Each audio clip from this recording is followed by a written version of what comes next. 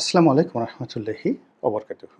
সম্মানিত দর্শক, বাংলাদেশ সম্পর্কে দিল্লির যে মতিগতি এই মুহূর্তে ২০২৫ সনের আগস্ট মাসে এসে এটি সম্ভবত ভয়ঙ্কর রূপ লাভ করতে যাচ্ছে। সামাজিক মাধ্যমে নানা রকম গুজব, সংবাদ মাধ্যমগুলোতে যে সকল খবর প্রতিদিন ছাপা হচ্ছে এবং বাংলাদেশের বিভিন্ন বিষয়াদি নিয়ে দিল্লি যেভাবে প্রতিক্রিয়া দেখাচ্ছে, তাতে করে অসংখ্য গুজব, অসংখ্য আশঙ্কা, ভয় এবং আতঙ্ক চারিদিক থেকে ধেয়ে আসছে। আমাদের যে ভৌগোলিক অবস্থান, সেই ভৌগোলিক অবস্থানের মধ্যে আবার এই মুহূর্তে যে বিভেদ এবং বিসংবাদ রয়েছে এবং আমাদের এই মুহূর্তে যে রাজনৈতিক অস্থিরতা, রাজনৈতিক শূন্যতা, অর্থনৈতিক অব্যবস্থাপনা এবং সংকট,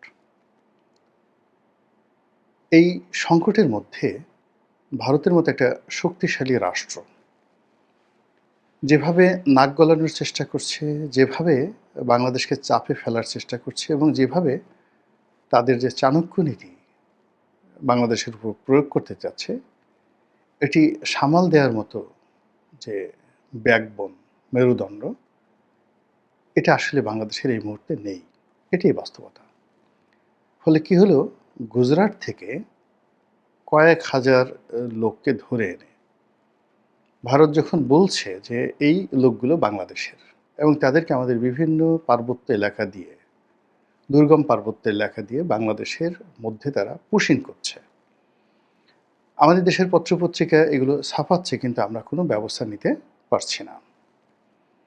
আমরা যখন দেখছি হাজার হাজার মানুষকে বাংলাদেশ এবং আসাম এই সীমান্ত দিয়ে বাংলাদেশের মধ্যে ঠেলে ঢুকানো হচ্ছে, মানে পুশিং করা হচ্ছে।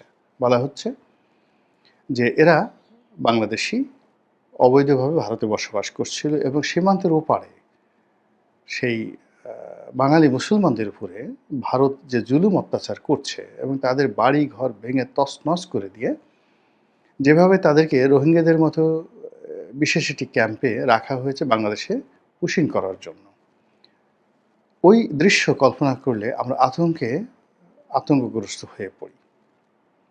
একটি যুদ্ধ ছাড়া এই পরিস্থিতি মোকাবেলা করা যায় না, অথবা একটি চমৎকার মিত্রতা ছাড়া, বন্ধুত্ব ছাড়াও এই পরিস্থিতি মোকাবেলা করা অসম্ভব।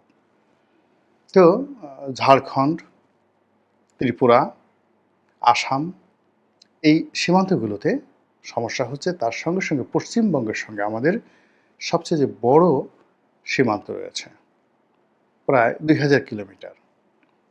এই ২,০০০ কিলোমিটার সীমান্তেও নানা রকম অশান্তি শুরু হয়েছে। পশ্চিমবঙ্গের রাজনীতিতে যারা কর্তা ব্যক্তি, এই মুহূর্তে যারা আছেন, বিজেপির কর্তা ব্যক্তি, মানে নরেন্দ্র মোদীর যারা লোকজন, শুভেন্দু, তিনি বলার চেষ্টা করছেন যে পশ্চিমবঙ্গে যে সকল মুসলমান বসবাস করে তার ৩৫% মুসলিম নাকি বাংলাদেশ থেকে গিয়েছে।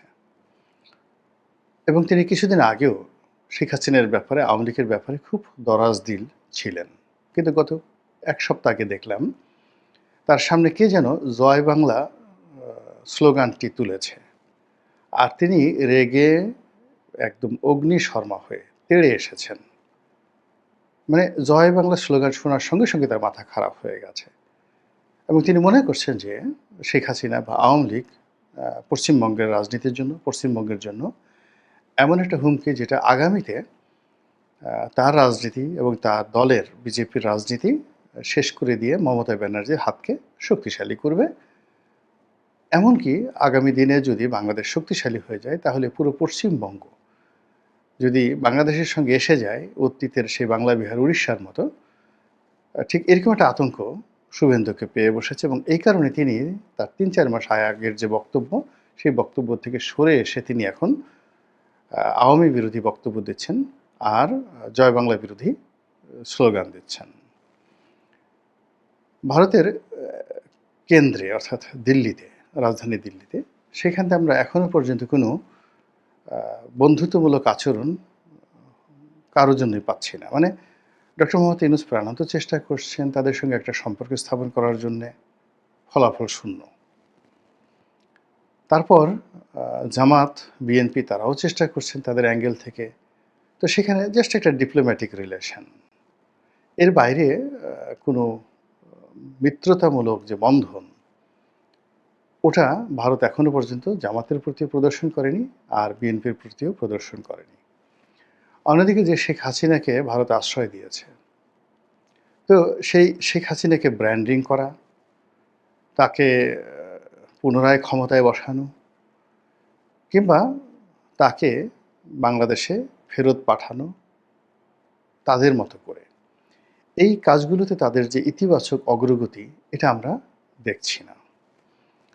বরং পুরো ভারতবর্ষে যে সকল আওয়ামী লীগের নেতা এবং কর্মীরা পলাতক অবস্থায় আছেন, তারা কেবলই ভারতের পলাতক ব্যক্তি হিসেবে যতটুকু সুযোগ সুবিধা পাওয়া দরকার অতটুকুই পাচ্ছেন, এর বাইরে কিছু নয়। এখন তাদেরকে শুধু জেলে নেওয়া হয়নি, কিন্তু তারা অবাধে ঘোরাফেরা করবেন।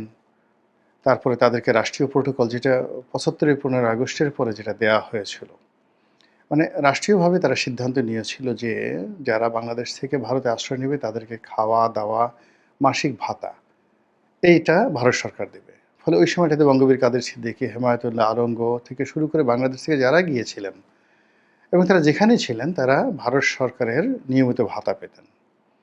কিন্তু এখন যারা ভারতে গেছেন এবং গত ১ বছরে ভারত সরকারের ভাতা তো দূরের কথা, ভারত সরকারের কোনো মন্ত্রীর অফিসে গিয়ে আওয়ামী লীগের কোনো সাবেক মন্ত্রী বা এমপি বা বড় নেতা তারা ১ কাপ চা খেয়েছেন। ওবায়দুল কাদের সাহেবের সঙ্গে বিজেপির কোনো নেতার বৈঠক হয়েছে, ওইরকম হাস্যোজ্জ্বল কোনো ছবি দেখা তো দূরের কথা, আমরা কল্পনাই করতে পারি না। বরং ওবায়দুল কাদের সাহেব যেভাবে সাক্ষাৎকার দিয়েছেন, তিনি ভিডিও বার্তা দিয়েছেন, অডিও বার্তা দিয়েছেন, এবং তার চেহারা সুরত এবং যেভাবে তিনি আছেন, মনে হচ্ছে না যে তিনি সেখানে খুব ভালো অবস্থানে আছেন।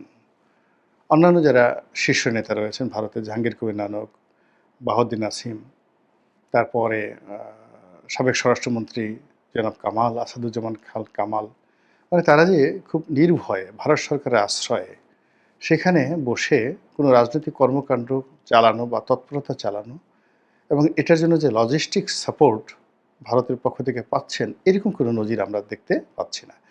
বরং আমরা দেখতে পাচ্ছি যে ভারত থেকে যাদেরই সামর্থ্য আছেন তারা অনেকেই, কেউ ইংল্যান্ডে চলে যাচ্ছেন, কেউ কানাডাতে চলে যাচ্ছেন, অস্ট্রেলিয়াতে চলে যাচ্ছেন, নিদেন পক্ষে মালয়েশিয়া, সিঙ্গাপুরে যাওয়ার চেষ্টা করছেন। ভারতের চাইতে এটা তাদের কাছে সেফ জোন হিসেবে মনে হচ্ছে। এই হলো একটা। সর্বশেষ হলো শেখ হাসিনা, তিনি কেমন আছেন? তার কন্যা সায়মা ওয়াজেদ পুতুল কেমন আছেন? তার সঙ্গে কি শেখ রেহানার যোগাযোগ আছে? শেখ রেহানা এখন কোথায় আছেন? তিনি কি দিল্লিতে, নাকি তিনি লন্ডনে আছেন? তাদের সঙ্গে কী ধরনের সম্পর্ক? দুই বোনের মধ্যে কি সম্পর্ক আগের মতো আমরা যেভাবে দেখছি যে একে অপরকে নিয়ে খুনসুটি করছেন, দুজনে মাছ ধরছেন, দুজনে বরফের উপর দাঁড়াচ্ছেন, মানে তাদের সম্পর্ক দেখে মনে হয় যে পৃথিবীতে এরকম ৮০ বছর বয়স্ক কোনো সেই প্রবীণা বা ৭৫ বছর বয়স্ক কোনো প্রবীণা, এই দুইয়ের মধ্যে যে বন্ধন, সম্পর্ক, এরকম সম্পর্কটা আসলে পৃথিবীতে আর কোথাও নেই। শেখ রেহানা, শেখ হাসিনার সম্পর্ক দেখে আমাদের মনে হয়েছিল তাদের মধ্যে কোনো সমস্যা নেই। কিন্তু প্রকৃতপক্ষে তাদের মধ্যে আমরা এখন বুঝতে পারছি যে হাজারো সমস্যা। সেটা সালমানকে নিয়ে, এস আলমকে নিয়ে, ব্যবসা নিয়ে, বাণিজ্য নিয়ে, রাজনীতি নিয়ে, আরও অনেক কিছু নিয়ে ডে বাই ডে এই জিনিসগুলো বের হচ্ছে। তো সেটা এখন কোথায় আছে, কেমন আছে? জনাব সজীব ওয়াজেদ জয় শুনেছিলাম মধ্যে দিল্লিতে এসেছেন। তিনি তার মায়ের সঙ্গে দেখা করেছেন, কথা বলেছেন, এরকম একটা স্ট্যাটাস তিনি দেননি। তার ফেসবুক থেকে তিনি এ ধরনের কোনো বক্তব্য দেননি। তাহলে আসলে শেখ হাসিনা ওখানে বসে কি করছেন, কি বলছেন? তার কিছু ভিডিও আমরা দেখিনি এখন পর্যন্ত, অডিও বক্তব্য আমরা নিয়মিত শুনি এবং এটা আওয়ামী লীগের যেটা ভেরিফাইড ফেসবুক পেজ রয়েছে সেখানে আসে। তারপর তাদের যে সাবেক তথ্যমন্ত্রী ছিলেন মোহাম্মদ আলী আরাফাত, জয়ের বন্ধু, তার পেজ থেকেও শেখ হাসিনার ভাষণ প্রচার করা হয়, কিন্তু এটা ঠিক ওভাবে সার্কুলেট হয় না।